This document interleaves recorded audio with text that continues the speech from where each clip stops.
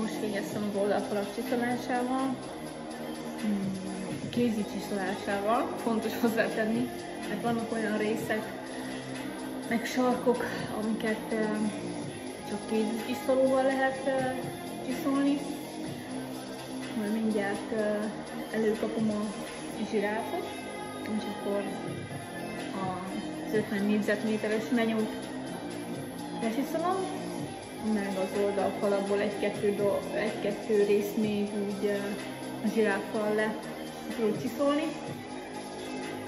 Az sem egyszerű, mondom, hogy legalább 10 kg van az a zsiráf, úgyhogy nem könnyű.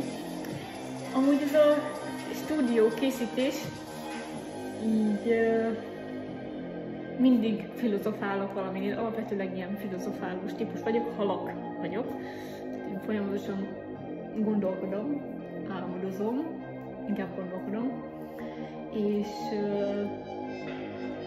mai nap az volt a téma a fejembe, hogy mennyi szinte majdnem minden anyukának ugyebár hatalmas kincs a gyereke, de hogy mennyi mindenről le kell mondania azért, mert neki gyerkőce van. És a férfiaknál ez nem így van. Nálam ma ez volt a téma így fejbe, hogy főleg, hogyha egyedülálló anyuka, akkor az álmairól, meg amúgy is egy anyukának az álmairól le kell mondania, de hogyha olyan párja van, akkor nem. Ezért vannak szerencsés típusok.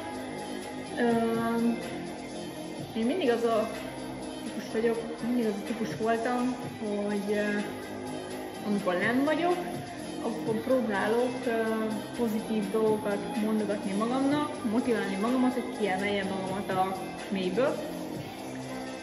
Hát ez volt ma is, hogy mennyi más embernél van az, hogy nem tudják elérni az álmaikat, és ezért sajnálom is őket.